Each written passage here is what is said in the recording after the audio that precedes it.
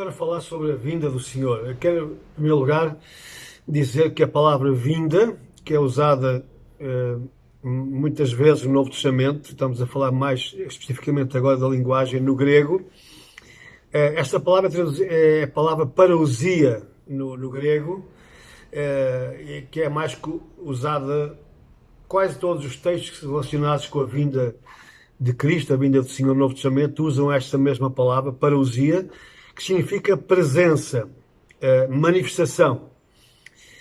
Ela surge 24 vezes no texto original do Novo Testamento, que é o grego, como já falamos.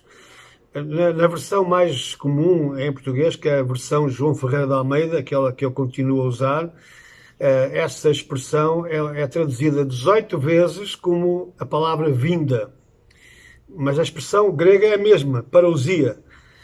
Daí que João Ferreira de Almeida traduz 18 vezes com a palavra portuguesa vinda. 3 vezes ele traduz a palavra presença, que é manifestação. No fundo é a mesma coisa, parousia fala exatamente sobre manifestação, presença. 2 vezes ele traduz com a expressão chegada, e uma vez aparece a palavra aparecimento, ou aparição. Portanto, esta mesma expressão grega parousia aparece nas nossas Bíblias, nestas traduções de João Ferreira de Almeida, 18 vezes traduzida como vinda, 3 vezes como presença, 2 vezes como chegada e 1 vez como aparecimento. Agora, é importante que nós entendamos que se refere exatamente a uma vinda, a um só acontecimento.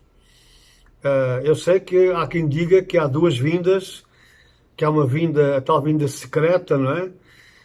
E depois há uma outra vinda. Mas isso não é bíblico, até porque no texto grego só aparece uma expressão, e é a mesma expressão que é usada não só pelo Senhor Jesus, mas também pelos apóstolos, muito em especial pelo apóstolo Paulo. Esta expressão é usada no grego e é uma referência à chegada ou à presença de alguém. Por exemplo, em 2 Coríntios 7,6, Paulo diz: mas Deus, que consola os abatidos, nos consolou com a vinda de Tito.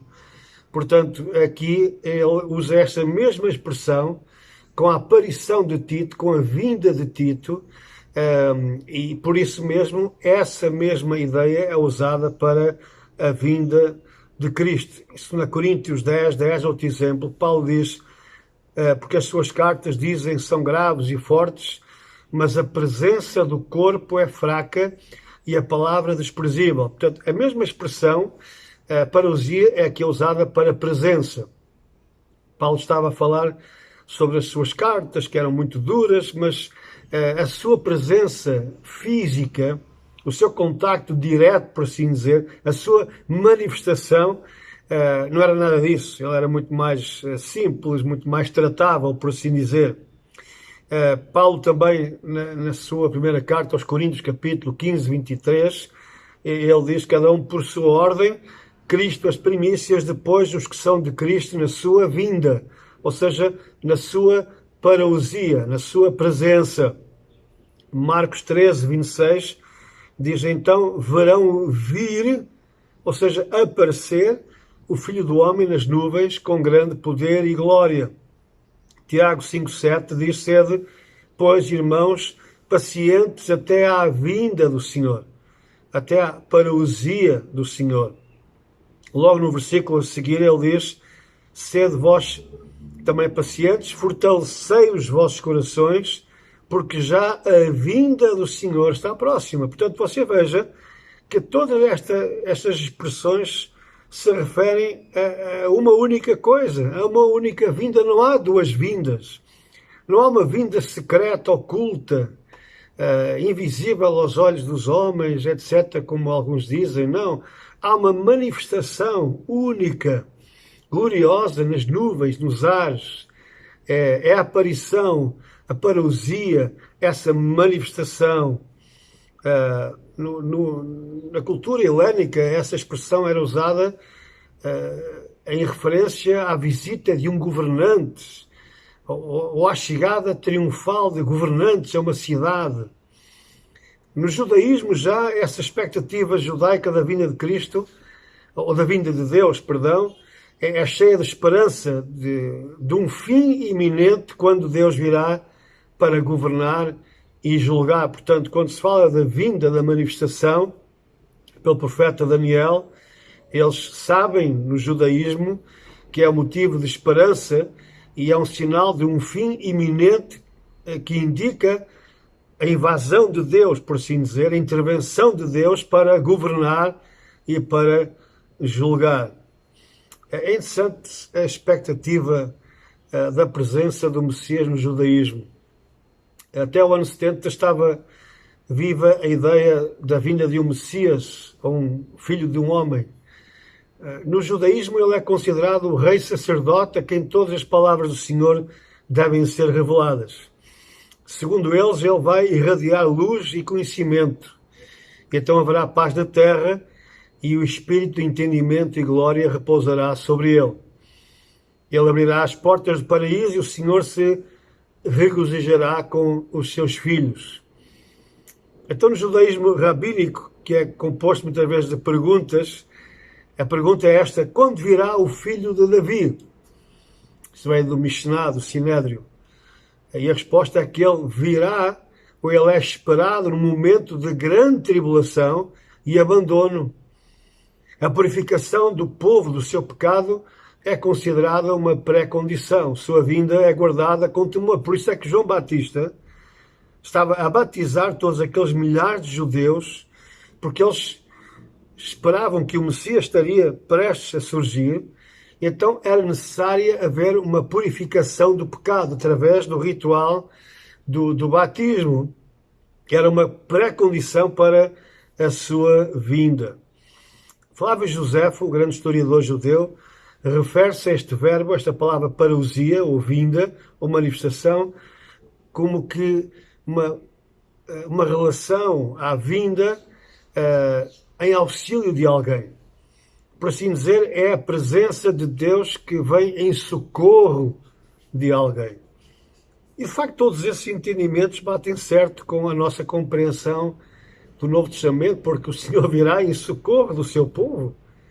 Ele antes de trazer juízo sobre a humanidade, ele vai socorrer-nos da grande tribulação e vai tirar-nos daqui para fora, para que então ele possa derramar o seu juízo sobre a terra.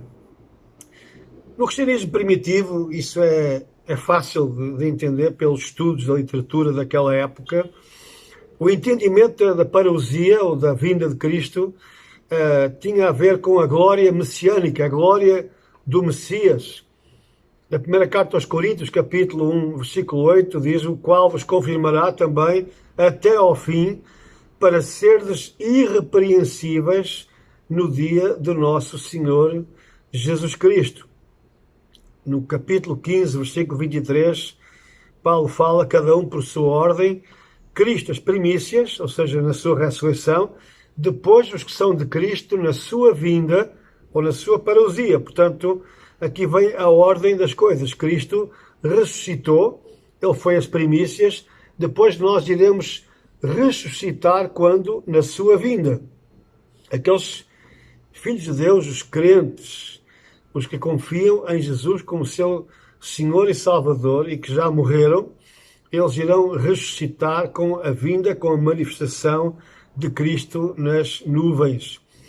Paulo fala na sua primeira carta aos Tessalonicenses, capítulo 2 e versículo 19, sempre usando esta palavra, esta expressão grega parousia. Ele diz: porque qual é a nossa esperança, ou gozo, ou coroa de glória? Porventura não sois vós também diante do nosso Senhor Jesus Cristo em sua vinda? No mesmo texto, capítulo 3, versículo 13, ele diz: para confirmar os vossos corações, para que sejais irrepreensíveis em santidade diante de nosso Deus e Pai na vinda, ou na parousia, do nosso Senhor Jesus Cristo com todos os seus santos. Capítulo 4, versículo 15, esta mesma carta, Paulo diz: dizemos-vos, pois, isto pela palavra do Senhor, que nós, os que ficarmos vivos para a vinda do Senhor, para a parousia do Senhor, não precederemos os que dormem. Na mesma carta, capítulo 5, versículo 23, diz: "E o mesmo Deus de paz vos santifique em tudo, e todo o vosso espírito e alma e corpo sejam plenamente conservados e irrepreensíveis para a vinda, parousia de nosso Senhor Jesus Cristo." Essa mesma vinda é referida na segunda carta de Tessalonicenses, capítulo 2. Vede que Paulo está a falar exatamente da mesma coisa, por isso ele usa a mesma expressão, parousia. Aqueles que tentam separar duas vindas estão a errar completamente, estão a distorcer a verdade das Escrituras, porque Paulo, João, Jesus, Daniel se referem exatamente a um só acontecimento, a uma só manifestação do Senhor, que tem várias fases, como iremos estudar, é óbvio que sim, mas é uma manifestação única de Cristo Jesus. Na segunda carta, então, ele diz: "Irmãos, rogamo-vos pela vinda, pela parousia do nosso Senhor Jesus Cristo e pela nossa reunião com Ele", ou seja, o nosso ajuntamento com Ele, a que nós vulgarmente chamamos o arrebatamento. Nesta mesma segunda carta, capítulo 2, versículo 8, ele diz: "E então será revelado o iníquo", ou seja, o anticristo, "a quem o Senhor desfará pelo assopro da sua boca e aniquilará pelo esplendor da sua vinda, da sua parousia." Portanto, aqui vemos quando é que o anticristo, que como nós sabemos vai ser aniquilado no final da grande tribulação, na grande batalha do Armagedon, ele só será destruído com a vinda do Senhor.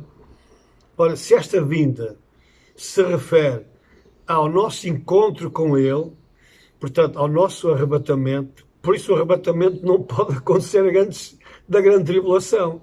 Só pode acontecer exatamente no final da grande tribulação, quando o Senhor, ao vir, irá também, no seu juízo, destruir o anticristo e o falso profeta naquela grande batalha final do Armagedon. Em Mateus 24, versículo 3 diz: "Estando Jesus assentado no Monte das Oliveiras, chegaram-se a ele os seus discípulos, em particular, dizendo: Dize-nos quando serão estas coisas e que sinal haverá da tua vinda, parousia do final do mundo e do fim do mundo." Portanto, esta é a resposta de Jesus. Se Jesus, de facto, viesse, primeiramente, de uma forma secreta, ele então iria dizer aqui, ele dizia: "Não, em primeiro lugar eu venho nas nuvens, secretamente, ninguém vai ver, e vocês vão ser arrebatados, e então depois eu virei uma outra vez." Não, ele está aqui a dizer: a minha vinda, a minha aparição, a minha parousia será exatamente nessa altura, depois de todos estes sinais acontecerem. Mateus 24, 27 diz: "Assim como o relâmpago sai do Oriente e se mostra até ao Ocidente", portanto há uma grande visibilidade, "assim será também a vinda ou a parousia do Filho do Homem." Mateus 24, 30, "Então aparecerá no céu o sinal do Filho do Homem, e todas as tribos da terra se lamentarão, e verão o Filho do Homem vindo sobre as nuvens do céu, com poder e grande glória." Esta expressão, este verbo vindo, é a mesma palavra parousia, aparição. As pessoas do mundo inteiro verão a aparição, a manifestação de Cristo Jesus nas nuvens do céu. Capítulo 24, Mateus, versículo 37 diz: "Como foi nos dias de Noé, assim será também a vinda ou a parousia do Filho do Homem." Versículo 39, "E não o perceberam, até que veio o dilúvio e os levou a todos, assim será também a vinda, a parousia do Filho do Homem." O apóstolo Pedro, na sua segunda carta, capítulo 1, versículo 16, ele diz: "Porque não vos fizemos saber a virtude e a vinda, ou a parousia, do nosso Senhor Jesus Cristo, seguindo fábulas artificialmente compostas, mas nós mesmos vimos a sua majestade." Ao que é que Pedro se está a referir? Àquele dia da transfiguração do Senhor Jesus Cristo lá no monte, diante de Pedro, Tiago e João. Jesus se transfigurou fisicamente. Ou seja, Jesus mostrou a sua glória futura, atual. Jesus revelou diante daqueles três mais próximos como seria a manifestação da sua glória. E por isso o apóstolo Pedro está a dizer que a sua manifestação nas nuvens, a sua vinda, será revestida dessa mesma glória que eles contemplaram lá no Monte da Transfiguração. Que coisa impressionante. Pedro está a referir-se exatamente àquilo que Paulo também menciona, àquilo que Daniel viu também já no capítulo 7. A segunda carta de Pedro, capítulo 3, versículo 4, Pedro, aliás, diz o seguinte, dizendo onde está a promessa da sua vinda, da sua parousia. Porque desde que os pais dormiram, todas as coisas permanecem como desde o princípio da criação. Deixa só dizer uma coisa. Eu tenho encontrado muita gente por aí que diz que nós somos fanáticos, porque só vemos por um lado, só falamos da vinda de Jesus, andamos a aterrorizar as pessoas. Devíamos andar a pregar o amor e a bondade de Deus. Claro que sim. Eu falo muito do amor de Deus, da paciência de Deus. É claro que sim. Mas nós somos também ordenados pelo Senhor a falar da sua vinda, da sua manifestação, porque Ele virá para julgar o mundo. E é bom que as pessoas se apercebam que isso vai acontecer. E por isso elas devem fazer tudo para escapar da ira de Deus, convertendo-se ao Senhor, se arrependendo dos seus pecados, andando em obediência, em humildade diante do Senhor até ao final dos seus dias. Aí sim. Mas há pessoas no meio da cristandade, aliás, você é um pouco mais duro, mais específico. Há igrejas, chamadas igrejas, onde já não se fala da vinda de Jesus há anos. Esse assunto não faz parte da agenda.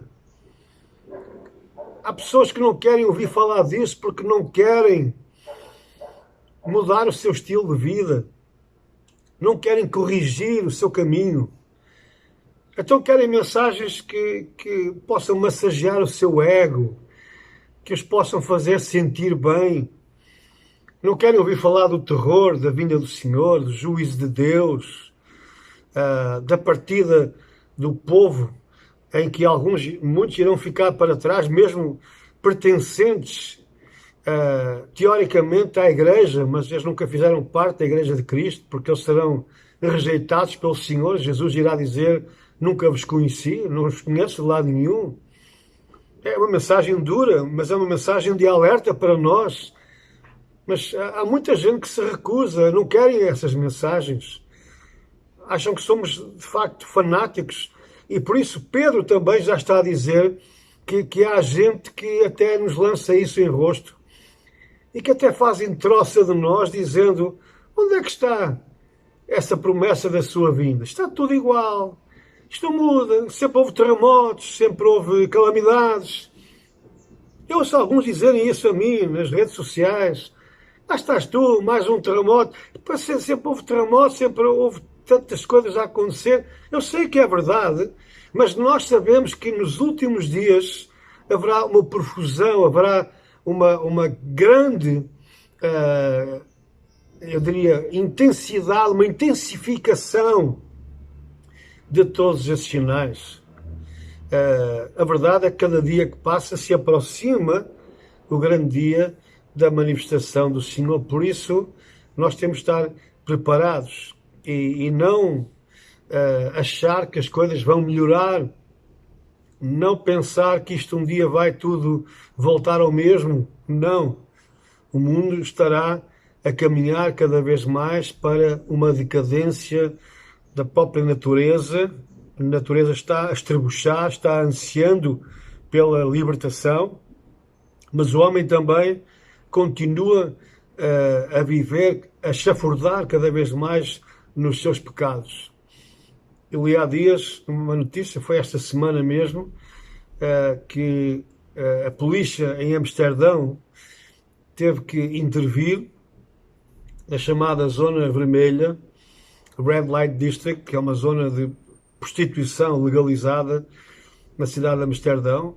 Aquela zona esteve fechada durante alguns meses devido ao Covid-19, à pandemia, mas, entanto, abriram as restrições e houve uma afluência tal de gente para ter relações sexuais ilícitas com aquelas prostitutas que a polícia teve que intervir, porque eram autênticas multidões que ali afluíam. Ao ler aquilo eu pensei logo, o homem irá de mal a pior, é isso que a palavra de Deus diz. O homem não muda. E esta pandemia, claro que irá mudar algumas práticas, algumas situações relacionadas com a segurança, com a forma de viajar, com certas precauções, certos procedimentos. Sim, é claro, mas o homem continua a ser o mesmo. A mesma podridão, as mesmas características. E por isso, nós, ao vermos estes sinais, nós não podemos esperar nada de melhor do homem.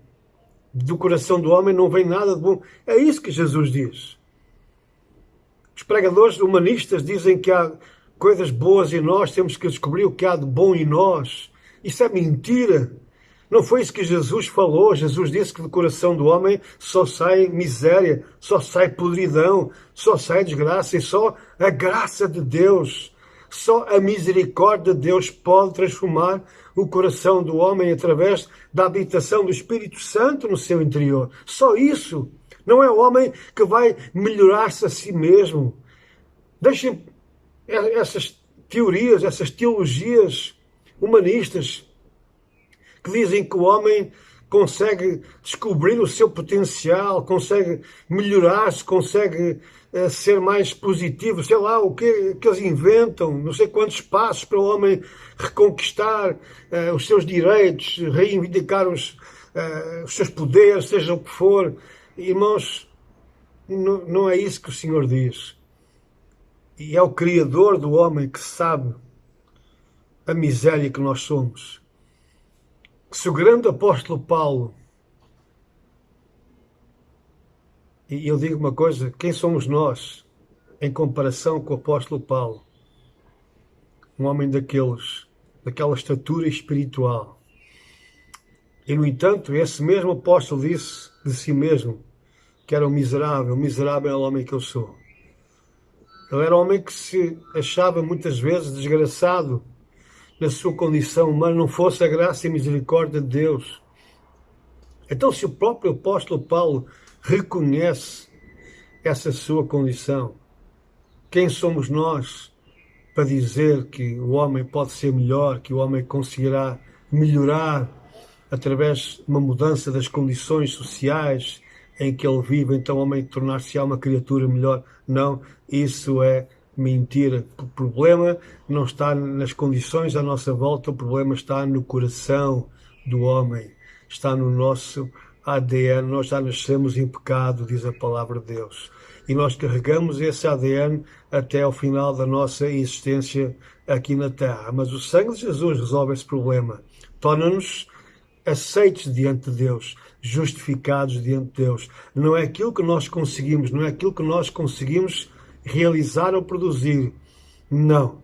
É só a intervenção do Senhor nas nossas vidas, através do sangue do seu Filho.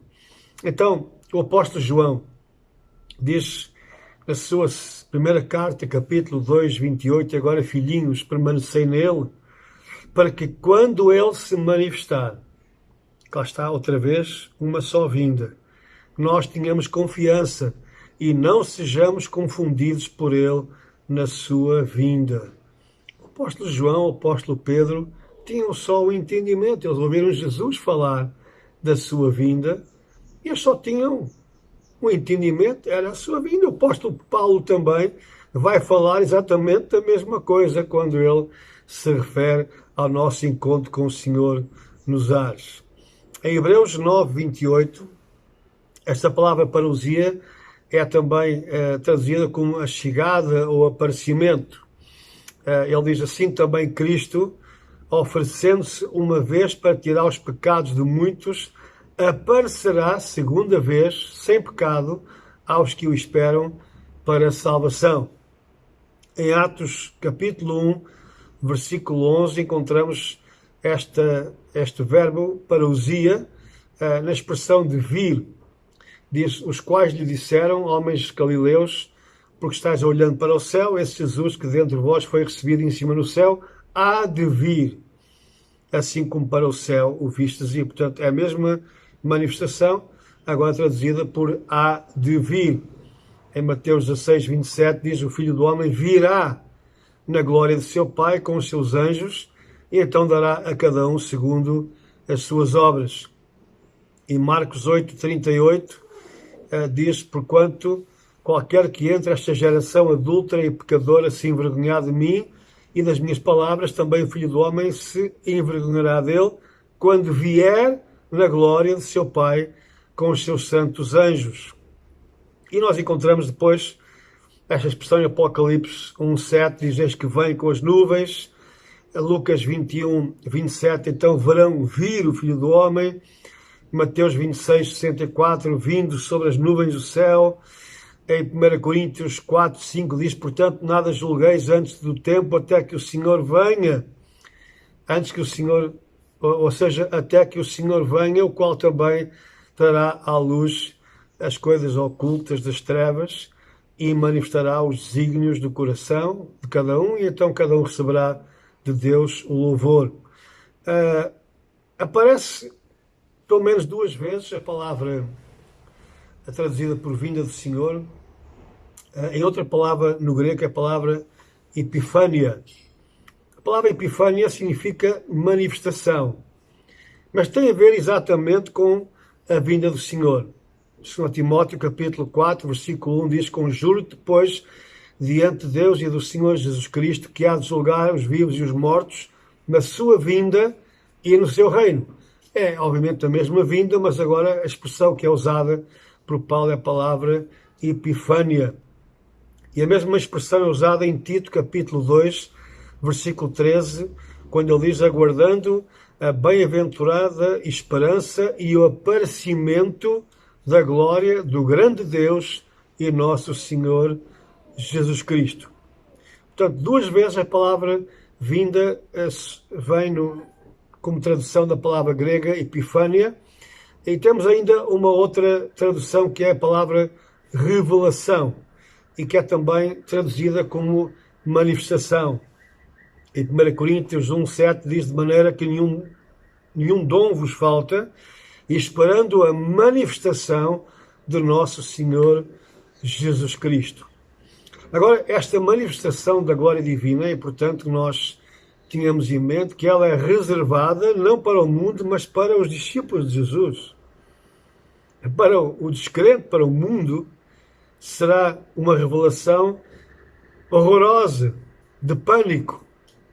Mas a manifestação de Jesus como uma vinda gloriosa na sua majestade será para os seus filhos, os seus seguidores. Jesus diz em João 14, 18 e 19, não vos deixarei órfãos, voltarei para vós.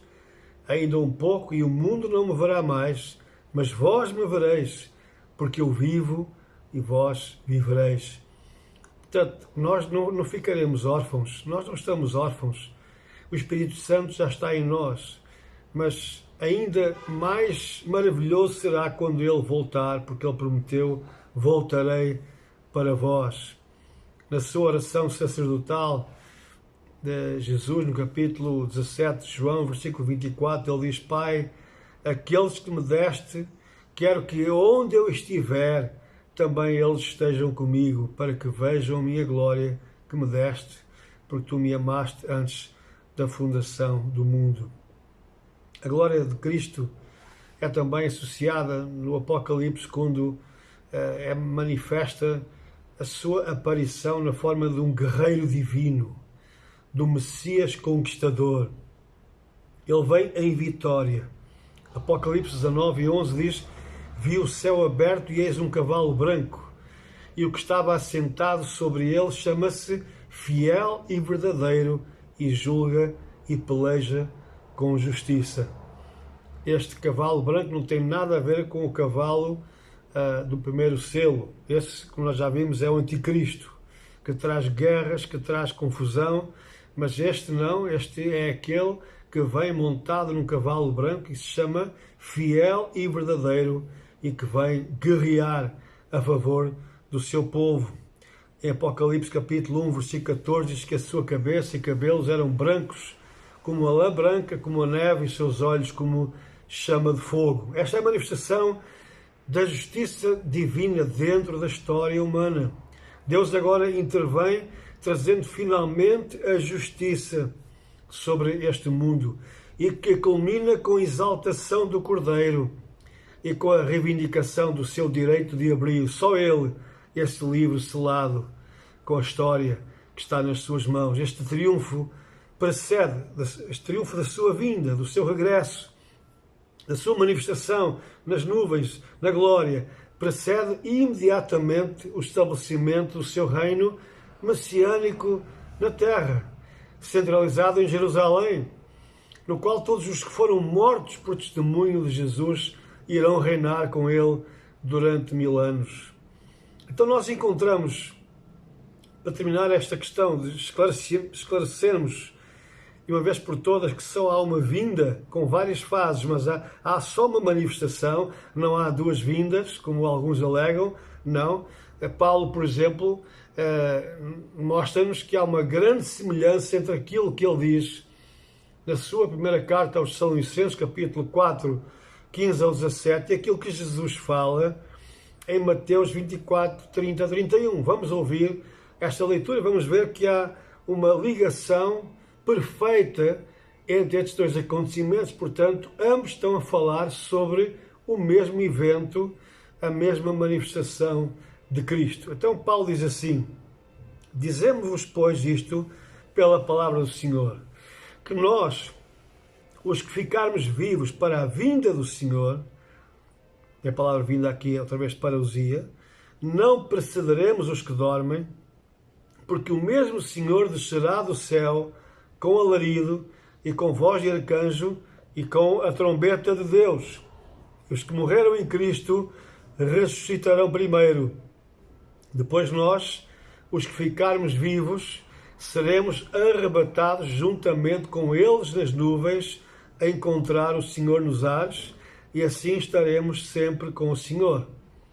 E agora o que Jesus fala: então aparecerá no céu o sinal do Filho do Homem, e todas as tribos da terra se lamentarão e verão o Filho do Homem vindo sobre as nuvens do céu com poder e grande glória, e ele enviará os seus anjos com rijo clamor de trombeta, os quais ajuntarão os seus escolhidos desde os 4 ventos, de uma à outra extremidade dos céus. Portanto, este toque da trombeta, esta vinda gloriosa, esta vinda com grande poder e glória, esta sua vinda do céu sobre as nuvens do céu, este recolher, este arrebatamento do seu povo, são exatamente o mesmo único acontecimento em todas as cartas apostólicas, em toda a revelação do Senhor Jesus Cristo, e também já anteriormente profetizada por Daniel e outros grandes profetas. Que nós possamos estar preparados, que nós possamos ser dignos de ser achados fiéis para esse encontro com Cristo nos ares. Que assim seja. Amém.